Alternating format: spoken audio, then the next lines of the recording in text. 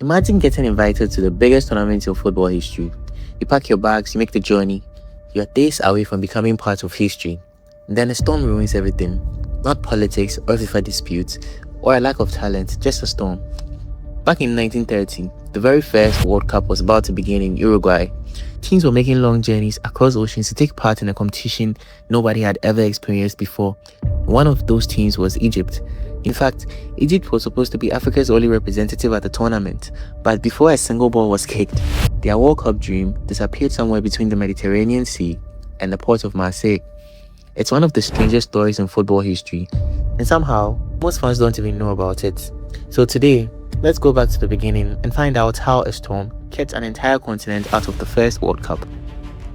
In the 1930s, football looked very different from what we are used to nowadays. At the time, there was no World Cup tradition, no qualifying campaigns, no packed international calendars. For most players, the Olympics were considered the biggest stage in international football. But this man, Jules Rimet, believed football deserved something bigger. He was the FIFA president at the time and had the vision of creating a tournament where the best national teams in the world could compete solely for football's highest prize. In 1928, that vision finally became a reality. Uruguay was chosen to host the tournament after winning Olympic gold medals in both 1924 and 1928. The country was also celebrating 100 years of independence and was willing to help cover the travel expenses for visiting teams. There was just one problem. Uruguay was on the other side of the Atlantic. Today, that's an overnight flight, but in 1930, it was a journey that could take weeks. Many European associations weren't interested. Some thought the trip was too long and others didn't want players away from their clubs. A few football officials even questioned whether the tournament would even succeed. At one point, it genuinely looked like the first World Cup might start with barely any European teams at all. Jules Rimet spent months convincing countries to come. Eventually, France, Belgium, Romania and Yugoslavia agreed to make the journey. South American teams committed as well. And then there was Egypt. Now you might be wondering, why Egypt? Why weren't there any African teams? And the answer is actually pretty simple. In 1930, Egypt was effectively Africa's only football representative inside FIFA. Their football association had joined FIFA in 1923, and unlike most of the continent, Egypt already had experience competing internationally. They weren't some unknown underdog being invited out of curiosity. They had earned respect. At the 1924 Olympics, Egypt shocked many observers by defeating Hungary. Then came the 1928 Olympics in Amsterdam, where they reached the semi-finals and finished fourth overall. And at the time, it was groundbreaking.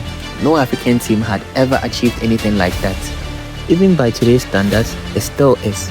Players such as Hussein Hegazi and Mahmoud Mokhtar El-Tesh were becoming stars, and Egyptian football was building a reputation far beyond North Africa.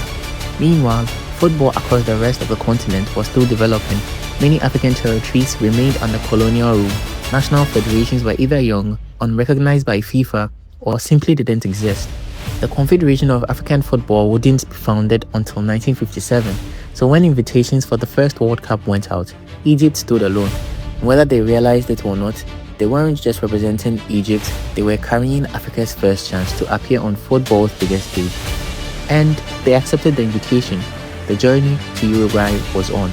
Of course, accepting the invitation was the easiest part. Actually getting there was another story.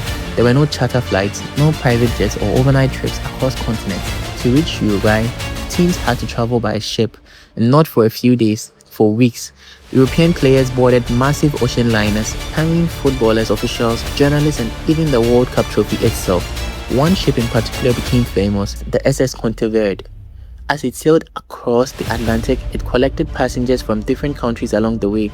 French players came aboard, Belgian players, Romanian players. Jules Rimet himself came aboard, carrying the trophy that would eventually bear his name. Imagine that for a moment. The first World Cup was literally traveling across the ocean on a passenger ship. The players trained on deck, they exchanged stories, and met future opponents before the tournament had even started. Egypt, on the other hand, had their own route planned. The team would travel across the Mediterranean, reach Marseille in France, and then connect with a ship heading towards South America. Everything was scheduled, timed, and seemed under control. Then, the weather changed. Some of the biggest moments in football happened because of a goal or because of a mistake, but this one happened because of a storm. And as Egypt made its way across the Mediterranean, rough weather delayed the journey. Normally, that might not have mattered, but in 1930, every hour mattered. Miss a train and there might not be another one. Miss a ship and your entire journey could collapse. And that's exactly what happened. By the time the Egyptian delegation finally reached Marseille, the ship they needed had already left. Their connection to the World Cup was gone. There was no alternative route that could get them to Uruguay in time. After months of preparation, after accepting the invitation and after carrying the hopes of becoming Africa's first World Cup representative, Egypt's tournament was over before it even began, not because they lost the match, because they missed a boat. And that is how there was no African team present at the first World Cup. Heartbreaking, but a testament to football's unpredictable drama. Do you think this is the biggest travel mishap in sports history? Comment below your thoughts on the event, like, subscribe, and turn on notifications for more content like this. See you in the next one.